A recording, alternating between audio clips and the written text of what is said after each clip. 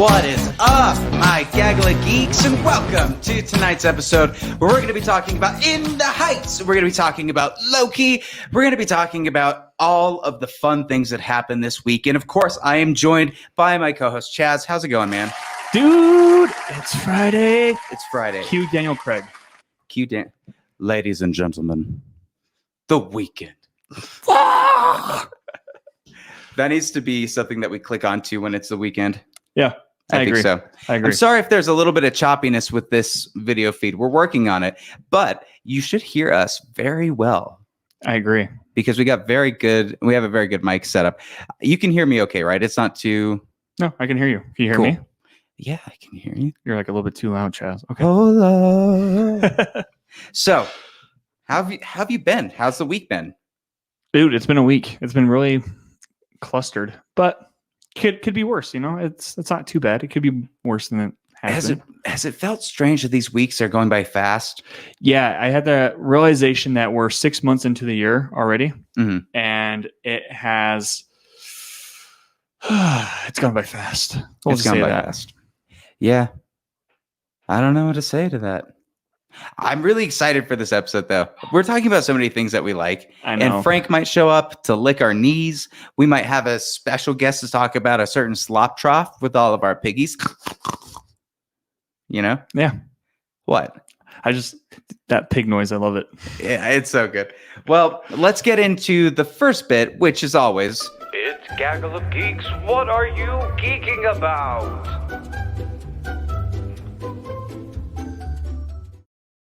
Chaz, what are you geeking about? Dude, well, I just beat Mass Effect 3, so I beat the whole trilogy. I know. But here's the thing, because there's different endings with that game. Mm-hmm. So the second game, I did research on to make sure I got a good ending, right? I wanted most of my crew to survive and whatever, because it's all based off your decisions throughout the whole games. Sure. So I'm like, the third game, I'm just going to try to get an outcome, and I'm not going to do research. I want to see what ending I get, right? Okay. And there's a part where I jokingly shot at a hologram, and the hologram was like, oh yeah, you know? And this is like a computer. Yeah, it's an AI. So the computer took revenge on you. Essentially, it was, what did he say? He said something where it's just like, well, that's a shame, or so be it. It was so be it. He said it in a very demonic voice. And then he like destroys Earth. And I was like, what? I was just kidding. Because I didn't know you could shoot a hologram, right? It was a joke.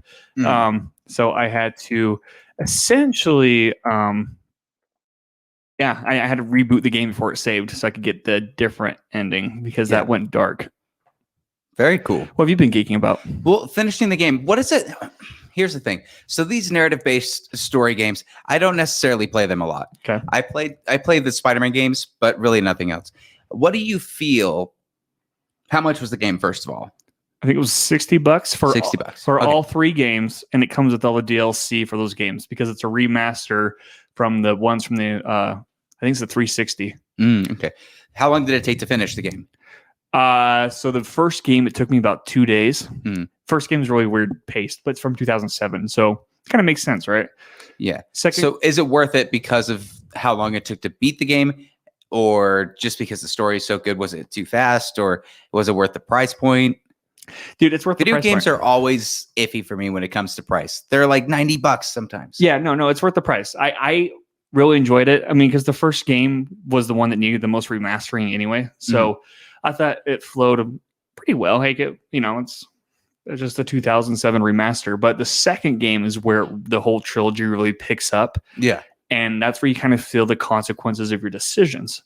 And so there's all these different ways to play it, right? And of course, I wanted the best outcome because I heard so many mixed feelings on the end. I'm like, I want to be the good guy, you know? Yeah. But they recommend playing the game, making all these decisions how you would do it if you're put in that situation. So there's some situations where I'm like, I feel trapped. I feel very trapped, but we'll see where it goes. Yeah. And there's either a Paragon, which is the really good angelic dude, right? Or you're a renegade, which is the evil. And what would I be? I don't know, Patrick. What would you be? I haven't played the game. That's why I asked.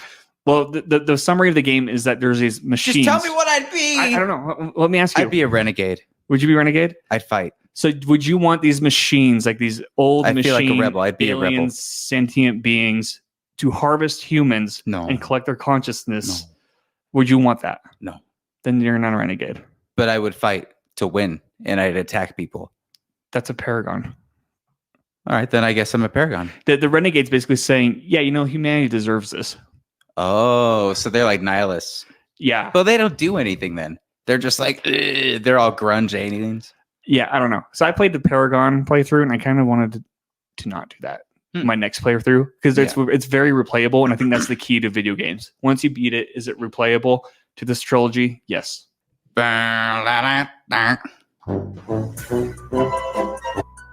Oh, snap. Nat's in the building. Please take the microphone. Microphone right there. Sweet. Speaking of segments going well. Hello. Hi. Yes. Is It it working? works. The gopher works. It works. Awesome. Hello, world. Nate got Alan hooked on Knockout City. That's awesome. Well, that's fun. How was that, by the way? Were you on the show last week? Yeah, I was. Yeah, it How was was fun. that? It was fun. Nice. It was good. We talked about Knockout City, and I actually was watching more videos afterwards. So Oh, very cool. What do we owe this pleasure, my love? Speaking of Knockout City, I'd like to talk about something else that's a knockout. Slap trough. Yeah. This last episode, it was We just watched the most recent episode of 90 Day Happily Ever After. And let me tell you, world, it's a knockout. It's a whirlwind. we have a lot of takes on this latest episode. It was right before you came in, we finished it. And yeah, we usually do that. We watched 90 Day before, and this one, there's a lot to talk about. Mhm. I have a lot of issues with people. I'm also that I don't know. introducing a new segment on our next show. Is it called What I Think It Is? No. Aww. Well, maybe. What do you think it is? Front crotch. No. No.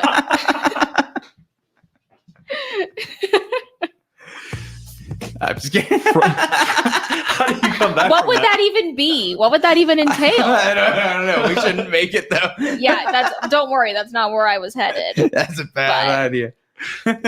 Anyway, yes, Slop Trough will be up next week. Well, let's next week sometime. describe Slop Drop Oh, you want again me for to the people. actually, So there was talk about 90 it? Day, but what else do we do? Oh, okay. Or are we going to do? Well, Love After Lockup will be coming back in I think a week from today, either a week from today or 2 weeks from today. I don't know. But Love After Lockup is what I like to refer to as the sludge at the bottom of the dumpster. So it is the lowest of the low with reality TV. Like, you really can't get lower than what this show is. So we're going to be covering it. We're probably going to be leveling up our class a little bit too to offset the trash. And we're going to be talking about Real Housewives of Potomac when it comes back in July. That's some good. We'll probably cover some like reality TV news and just like general updates. Chaz, She can't hear us because she doesn't have headphones. Shut up. I could do without your judgmental snickering. I'm not judging at that. What your feet do? Yeah. You're getting me in trouble. Why are you being so mean, Chaz? What's your problem? We all have our stuff. I'm listening. We all have our things. You said love after lockup. I'm like, yo, who would date these trashy people? Continue. Wait, you said that? I'm thinking it. Oh, I'm intrigued. I was like, I how like did that you this say is that? a And I didn't two-person hear it. camera thing, too. I like that we put it right there. That way everybody could be it. I bet we could do super wide, then I could be in it. This is like a linear mode for the GoPro. Yeah. But I do like this. This is such a cool. It's almost like a talk show. You Doesn't think this so? look a little bit talk showy? Well, no, come back to you when it shows you two. Because you're at the desk and she's at the chair. So, Trashiest Natalie, you've talk been on show. late night with us. How do you feel? That's a radio voice. That didn't work. Anyway, slap drop. Well, yeah, that's the show. I mean, it's new, so we're still formulating what we want it to be, and we do different segments and games. We are more produced on that show than Yeah. we are on any other show on Gaggle of Geeks. Are you? Well, because we upload it. It's pre-recorded. It's pre-recorded, so it's in 1080p, 60 frames. It's not grainy like what we have sometimes on this, which is okay. That's not a big deal. This isn't grainy. This is for a live show. It's pretty good. Well, for a live show. Now, with you being here, I'm going to choose my geeking about as Sloptroff because I am geeking about getting to do it with you again and doing these podcasts because I love you and getting to just sit and nerd out about garbage shows that we've been watching.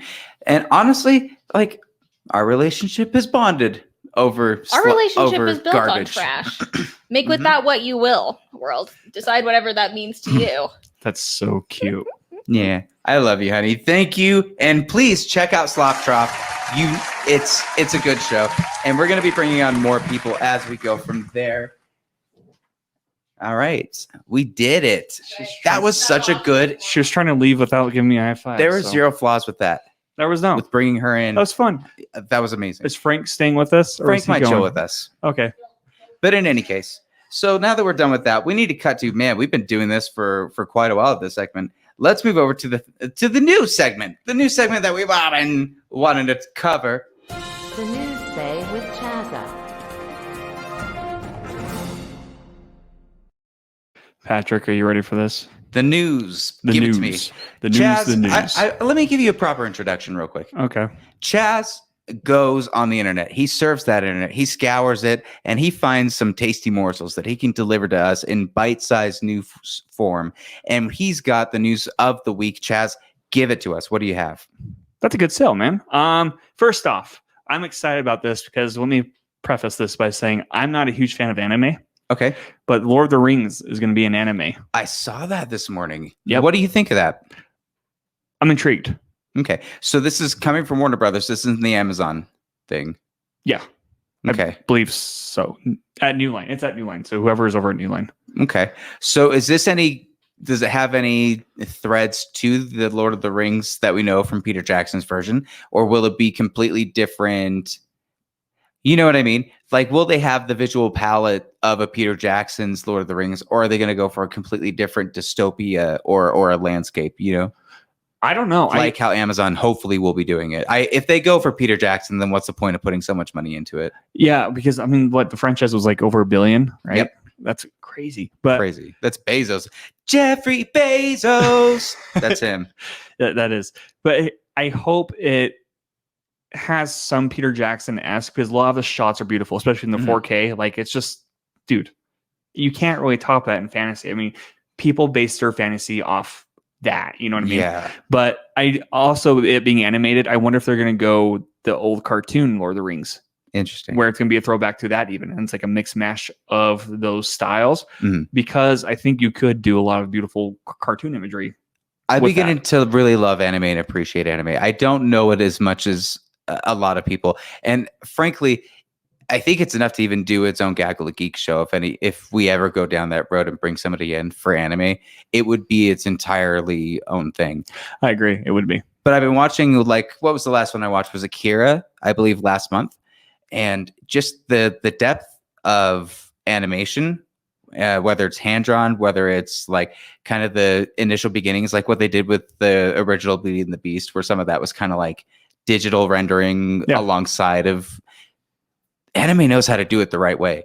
I've not seen any other animation format be able to incorporate that kind of stuff the way that they do, like Studio Ghibli films and anything else that you see. Like I said, I don't have a huge history of it, but I'm excited to see what they would do with Lord of the Rings. Yeah, when I know they are bringing Philippa Boyens on as a consultant, who was the scribe for Return of the King.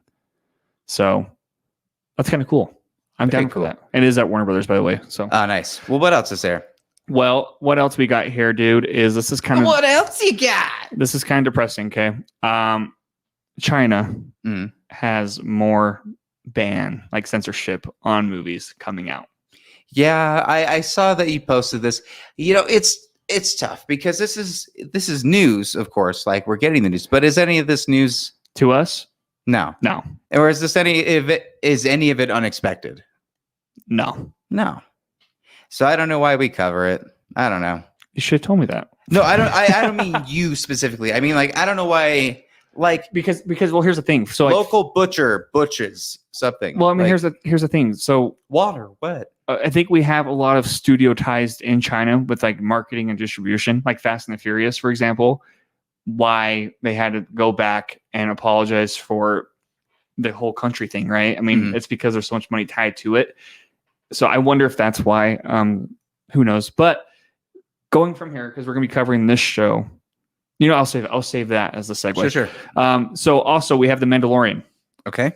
Season 3 is filming, and Boba Fett. We have the new details on the book of Boba Fett. Yep, and that is going to be basically what happens after Return of the Jedi. Ooh. And it's going to be like 2.5, essentially, like Mandalorian 2.5. Yeah. So I'm excited for that. I'm glad they're going back and explaining it, because that does warrant explanation. Does it though? You would rather them just see where he goes from there? Because I do think it's going to do both. Like, it's going to be a flashback of where he came from the Sarlacc pit, obviously, and how he's taking over, Yeah.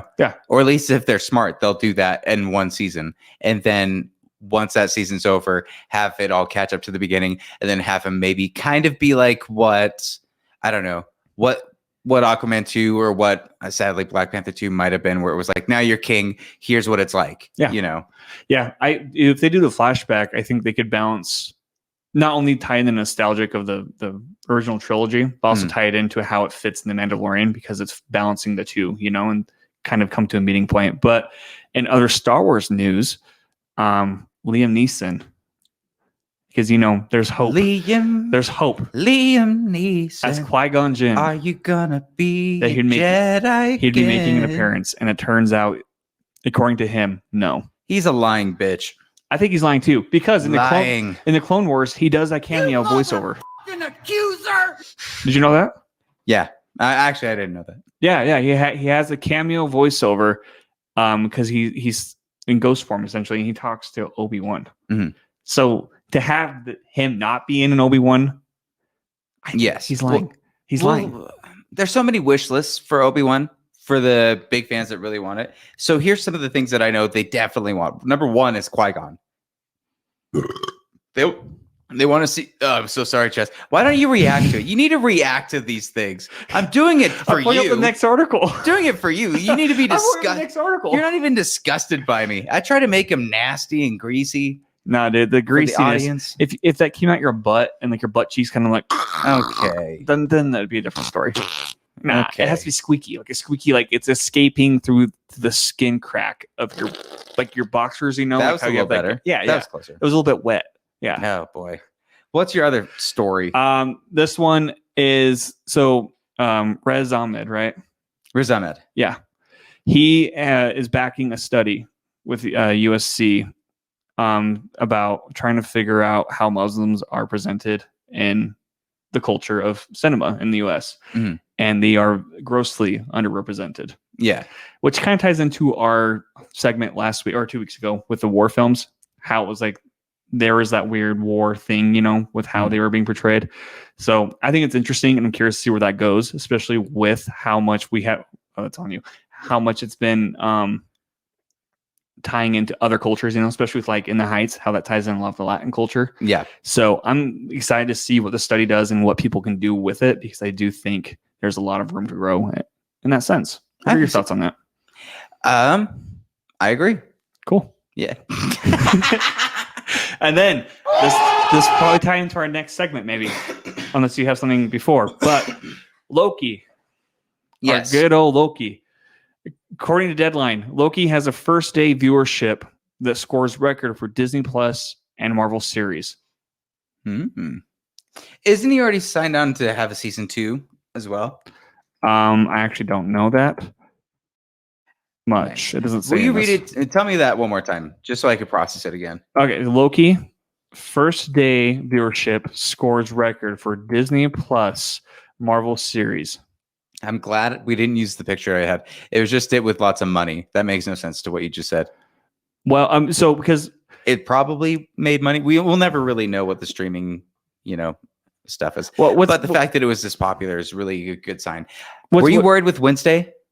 Was I what? Worried with it changing from Friday to Wednesday? No, I think it fits his character. And I think here. Why? What? Yeah, I think because his character is kind of like just how do you explain it? He's like he's like the stepbrother where he's So he has to have a He's Wednesday, and that quirky. makes sense. Well, here's the thing. So Mandalorian was releasing every Friday, right? Yeah. Then they released that one episode on a Wednesday for Rise of Skywalker that Friday, right? And so there's speculation that they may have just chose Wednesday all the way across because Black Widow is coming out on June 9th, which is a Friday. Ooh, interesting. And June 6th will be the second to last episode for Loki. Interesting. So I'm wondering if they didn't get the viewership they wanted on The Mandalorian, and they're like, well, we'll just make this Wednesday so we don't have to fight the premiere.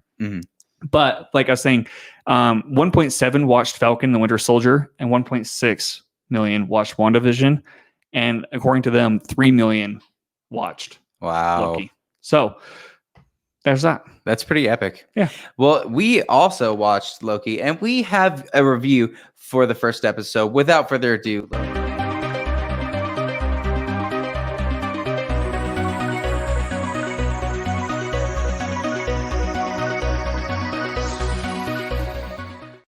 that was a little too loud. Next time we'll adjust that. But this is our Loki episode 1 review.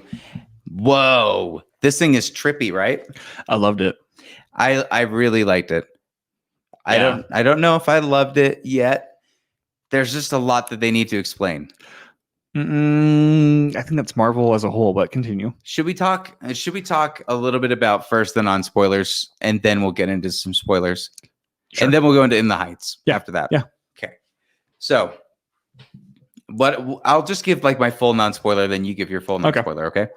What I think with this is that it was a very great introduction to Loki. Everybody thought that he was going to be turned into an anti-hero, and of course, that's what eventually happens in this. And that's not a spoiler because we all knew that was coming. What I love is how much Tom Hiddleston is just eating up every scene he's in, and how well Owen Wilson how he works in the world.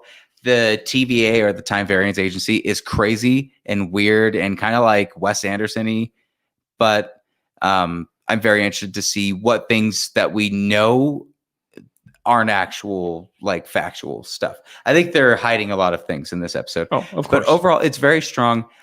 Where they're going with it, I think it's gonna be like a multiverse time travel, like fun romp where Loki like an evil Doctor Who in a sense. But that's what I think. What do you think? I liked how it set it up from what do you call it? Endgame, right? His thing in Endgame, it ties into this, and you're like, oh, and then it just goes into there, and you kind of realize that you forgot about his character because you're like, oh, everything was fixed because of Endgame, right? But then you kind of recognize, no, that's not the case, maybe. But I liked seeing how condescending he was, because he's Loki, and like you said, Tom Hiddleston eats up every scene. But then it explores more. I like the character development of him because it goes more in depth with him than we've seen without Thor. Because usually he has Thor by his side to do the compliment, but this is purely Loki and Tom Hiddleston, and just revealing more about his character and his motivations. Yeah. By the end, and Owen Wilson was like a really good counterpart to balance that out. Well, there were certain things in this episode, too, that you would consider a slap in the face to a Marvel fan that's been invested for 10 years of certain plot details that have now been shown to be insignificant in the grand scheme of things. Oh, wait, hold on. You know what I'm talking about. I don't. You do know what I'm talking about. I don't know what you're talking about. Well, I'll have to tell you in the spoilers, so remind me. So those type of things, I think, are already starting to, I guess I'll describe it, Ryan Johnson. Some of the fans, where people are getting split on it, and they're like, I don't like how they just were so frivolous about this, and then the other half just be like, this is fun, just go with it. I'm in the this is fun category. Well, should we? I don't know. That's where I'm at, because I will say, just as a generic thing, I liked the first episode more than I liked any of the other Marvel shows. It took the other Marvel shows maybe 2 or 3 episodes for it to really hit, but like by the end of this episode, I was like, where is the second episode? Because I don't know, it was fun, it was quirky, and it really was just different. I saw the second episode. I know you did. Don't spoil anything. You know more than I do now, but the direction that we're going is very good, and I'm very excited to see where it goes. Can we talk spoilers a little bit? Yeah, dude, let's talk spoilers. All right, let's go ahead and put up our.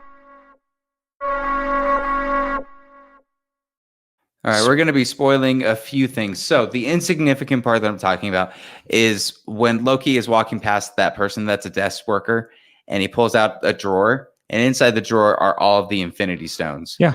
That they use as paperweights. Yeah.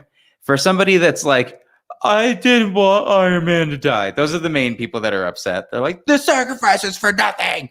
Why would you weaken the sacrifice for Black Widow and them just before the release? Like, a lot of Marvel stands just being annoyed for no reason.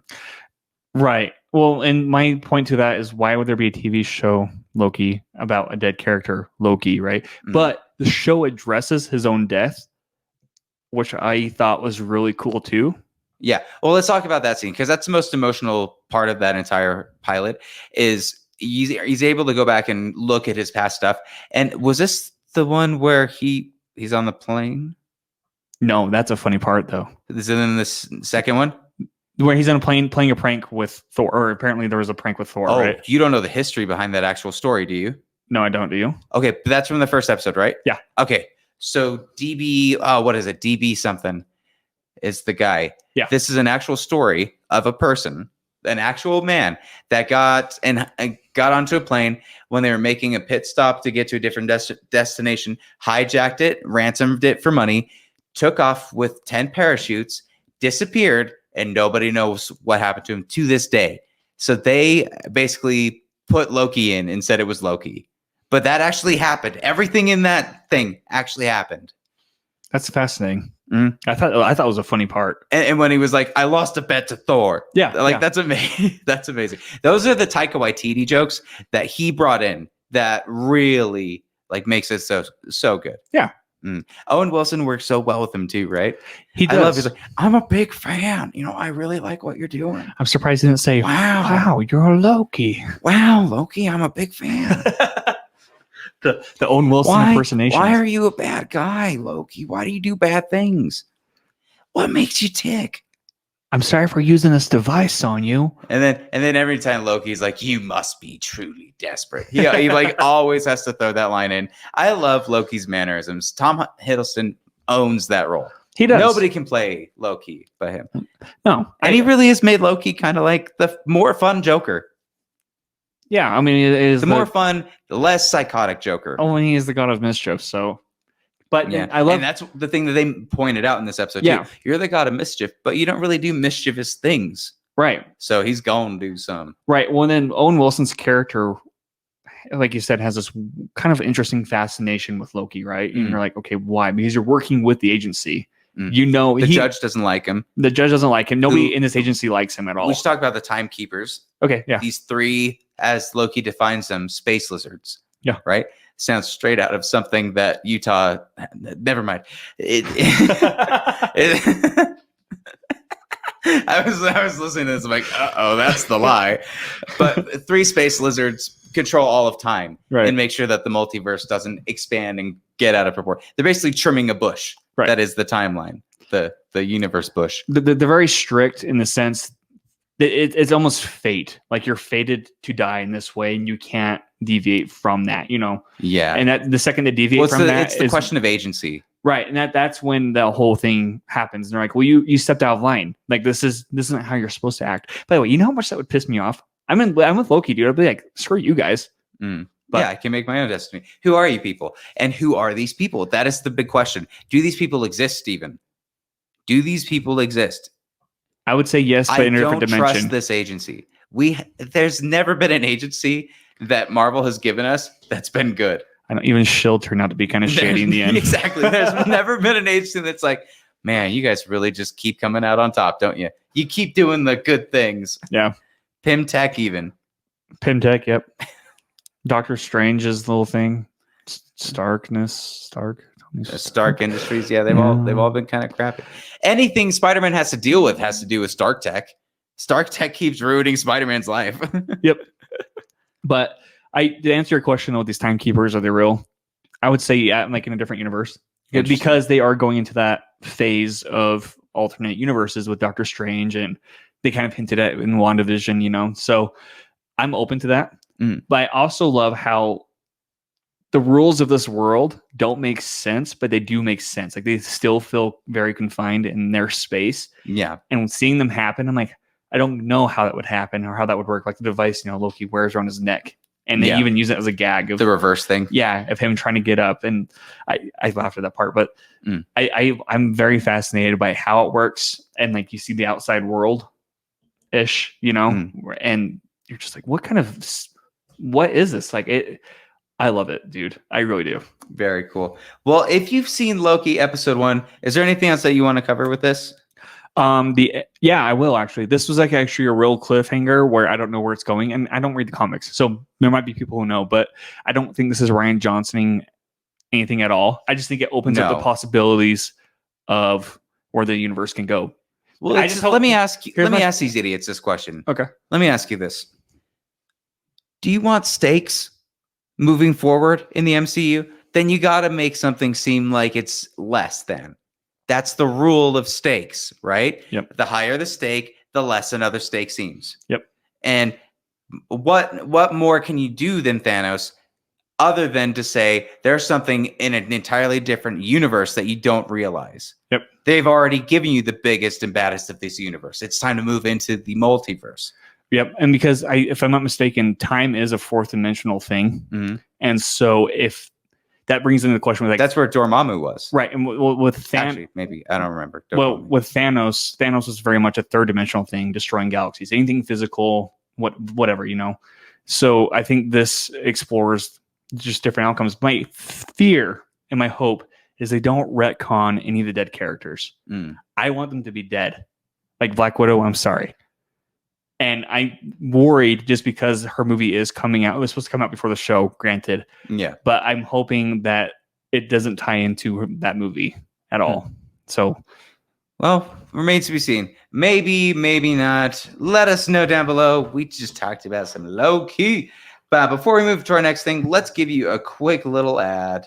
Right. So, oh, God. What? Better buy some merch. Oh, we're threatening you.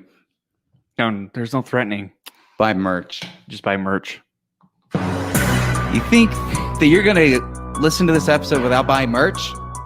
Who do you think you are? Who do you think you are? Dude, merch. Gaggle of Geeks. That. Do it again. Touch your chest.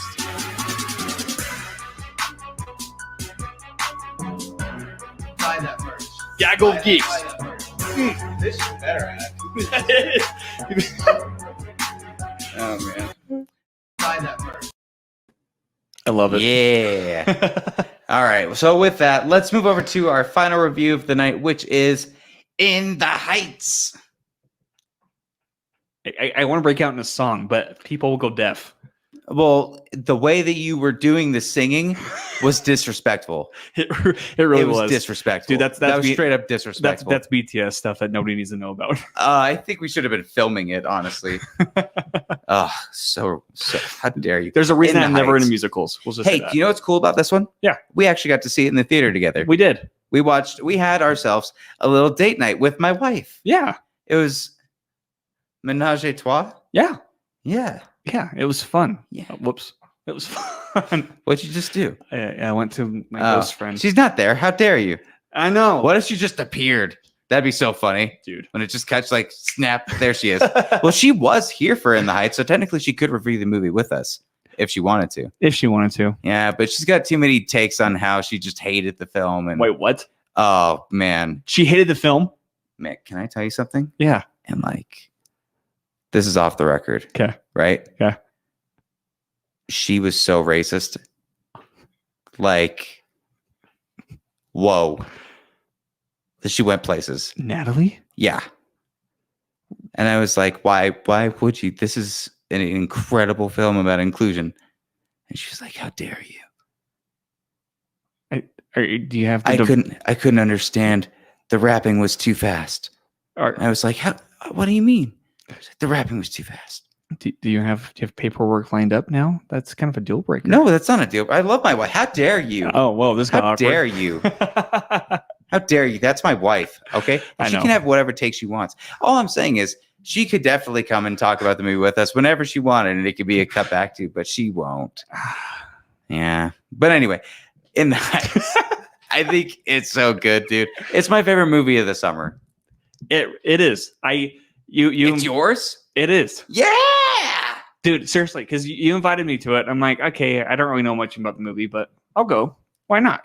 Back to the theater. Mhm. And just... It's the best movie to go back to the theater to. If you're going to go back to the movie theaters, A Quiet Place Part 2 is okay. Yeah. I'm cutting that story. It's very, very good. You should definitely go see A Quiet Place 2. You really should, especially in a theater. In the Heights, see in a theater with a crowd. Yeah. That's the difference. See it with a crowd. It's because it has, like, right from the get-go, the amount of energy that just you need to be punched in the face with, like, this, like, lively story, and I was smiling from like the first 30 seconds, Yeah. Well, quickly you see where they're going with it. Like they give you the baby. Did you get what I was saying with the Baby Driver style? Yeah. How they like this? Someone spraying a sidewalk is to the beat. Somebody swinging their keys is to the beat. And the way they were able to incorporate that, also incorporate Lin-Manuel's style that you've seen from Hamilton, and this beautiful, incredible directing by John Chu, who directed Crazy Rich Asians, who's done all of the previous Hamilton stuff, and I think recorded the Broadway In the Heights too. He gets a real clap. He was incredible with this. Learning about how they did the pool scene, which if you ever get a chance, it's on Variety. You could check out the article. They describe how they do this. And also In the Heights, it's in theaters and on HBO Max. So I guess you could watch it on HBO Max. You have a huge TV and surround sound and cannot be distracted. And you can watch it with your family. I mean, I think it's however, a fun go to a film. theater if you can. Yeah, but Can we talk about the theater experience? I loved it. Okay, so the first thing that happened, a little scary. I'll be honest. The line for concessions was huge when we went out, and then we go back in because the line was too long. We didn't realize the line was too long because everybody in line was for our movie. So it was supposed to start at 7. They had to delay it, and then we hear that they're now making sure everybody can have, like, your groups have a seat distance, but group up as much as you can because we gonna pack this place. Is basically what Rich said. Rich is going to be on this show later. Tomorrow, next week. Nice plug. Tonight, in an hour. But he said that, and the place filled up. There were some Lin-Manuel fans, man. Like they were there like it was Avengers Endgame. They were there for it, right? Yeah. And the first number comes in, and yeah, everybody clapped after it. I'm glad they didn't later on. Like, I don't think the movie gave them the chance to do it like they did in the first number. Yeah. But so good. Well, it's good. The first song was like almost 8 minutes long. And it just, not only does it show you the world that they live in or this neighborhood that they live in, and you get a feel for all the characters that are going to be part of this story. I mean, like every single character has their own motif through all the songs. I freaking loved it. And I don't like musicals that much. And I loved it. Yeah. Well, the music was great. I think all of the characters were fantastic. The acting, it's such a difference when you see people that want to be in the movie, Yeah. When you see someone, you're like, you're putting everything into this, and all I can do is just watch in awe. Yeah. And that especially was with Anthony Ramos and Corey Hawkins. Yeah. They both were incredible in this movie. Favorite songs, favorite moments? 96,000, dude. Dollars, holla. That's the top of my thing. That's the first song I listened to on the way home afterward. And I'm surprised because they released the first 8 minutes of the movie, but I'm surprised they didn't release one more song to really hype it up. They were already giving away this movie. But then I was thinking too, because that music number in the movie and the way, like the swimming pool and everything, right? I mean, the way they pull this off is so incredible, right? And oh man, I'm glad they didn't. I felt like you need to see that scene in particular on the big screen. Like there's so much stuff you need to see on the big screen that's best not to be shared until after the movie's out on DVD, maybe, And with a group of people that are able to be with you and share, like you feel the energy through the entire theater. Like people want to jump out of their seats in moments. And I've been watching Have you seen some of these Twitter videos of people in screenings? No. It's very much like what was happening with Black Panther, where people were straight up doing dances in the aisles, and like it's a moment. That's what it feels like. It's an experience. It is. It's a ride. It's a theme park, Martin Scorsese, and it's so cool. Should I tell the audience what you told me? What? Corey Hawkins can get it. No, before the show, Patrick said, Chaz, if I don't feel you shaking the whole row, you're kicked off the show. So I had to like wiggle my butt. You did? I did. Okay, good. I caught a couple times looking on the corner of my eye, you went, like you were like, yeah, when stuff happened, you were like, or you'd be like, mm-hmm. The music's so good. Yep, when they would get to those big moments. Some of my favorite moments.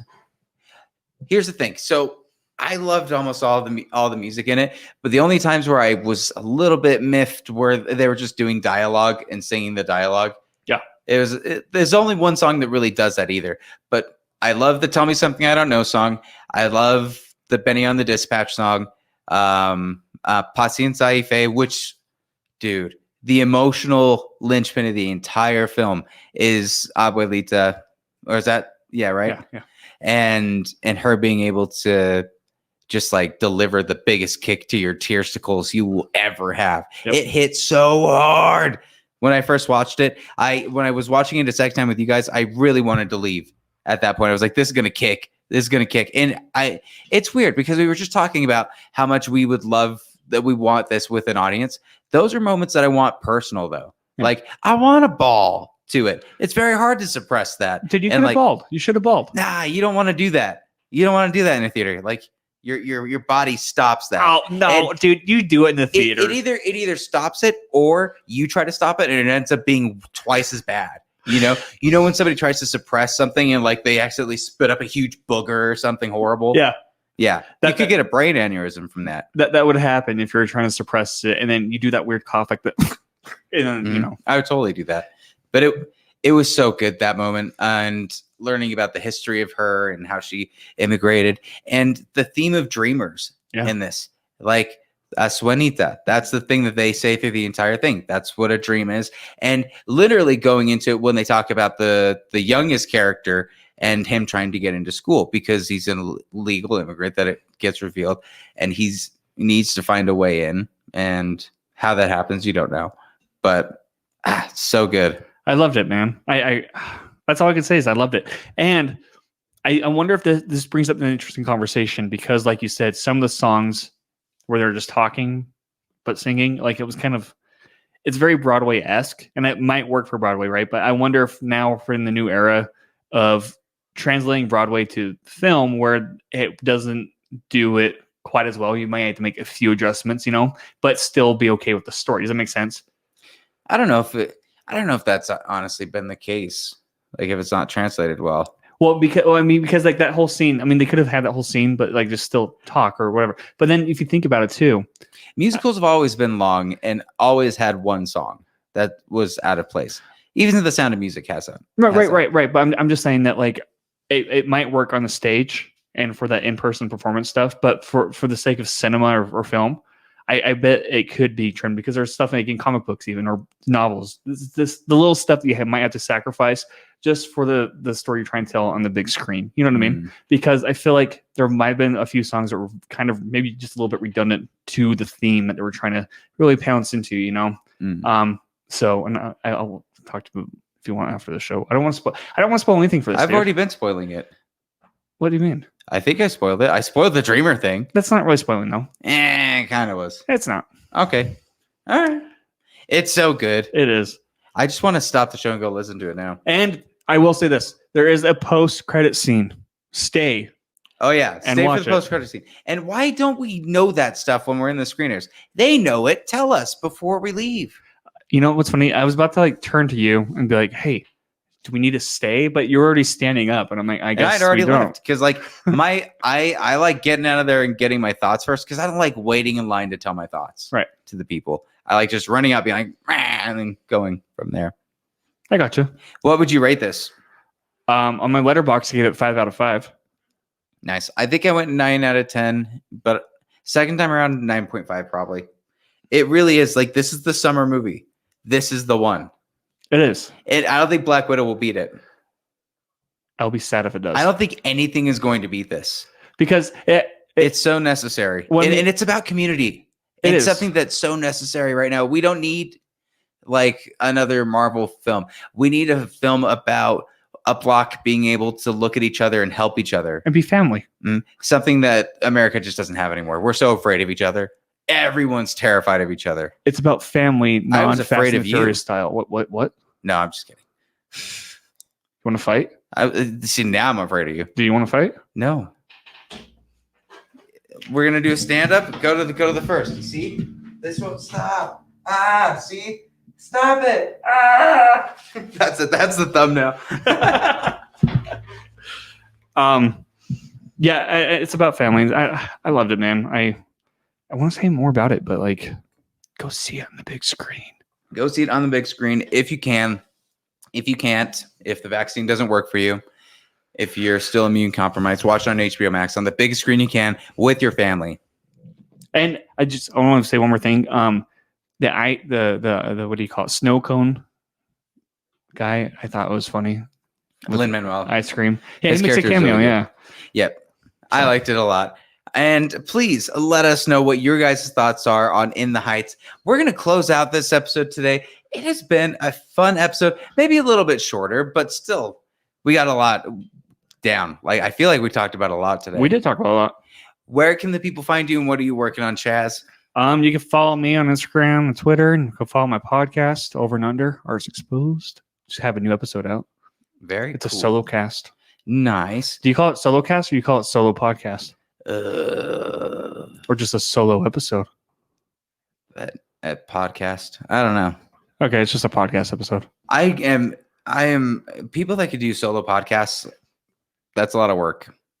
23 takes. I'd be very I have so much like self-hate. I'd be like, shut up. Like half it would be like, so what do you guys think about this? No, that's stupid.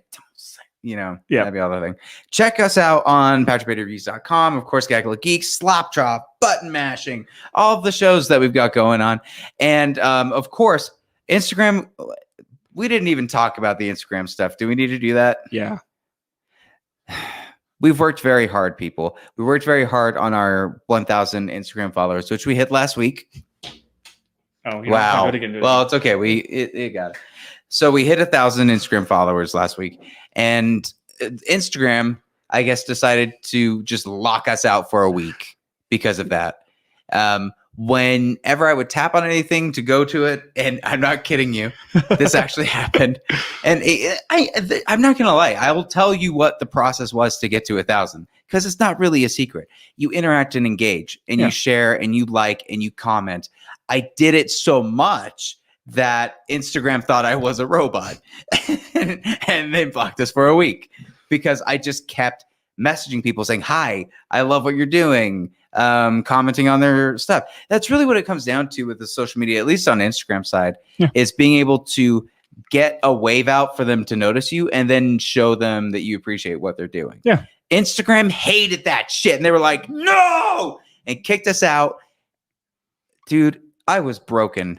This week was sad for me. It was a week of just empty. I've been working so hard on that Instagram, and they just took it for a week. I didn't know if it was even coming back. Yesterday, for the first half of the day, I was just refreshing. Can I like someone's post? Can I say hi? Can I do anything? Nothing happened. So was it exactly 7 days, like to the hour? Oh yeah, to midnight Eastern time is when they unlocked it. Oh my God. So yeah, this is the explanation to the people because we did lose some followers and it makes sense. Like we were so engaged to just drop off for a week. Yeah, of course, that makes sense. Yeah. To the people that stuck around, thank you. And you we're already, I was like, let's like everybody and say hello to everybody because I missed you. And people have missed us. It looks like we've gotten a few positive comments back to us. And I hope that we can keep growing with that. The Instagram Indiana Jones 4K giveaway, we just got the digital code today. So please, if you can, make sure that you're following us on Instagram, Gaggle of Geeks Show. That's all you need to do. And that giveaway is going to one of the lucky people that have been following us and supporting us. So thank you again. There may be some more coming to other people that are in our group. So thank you so much, as always, for watching. And we will see you later on. Gaggle on.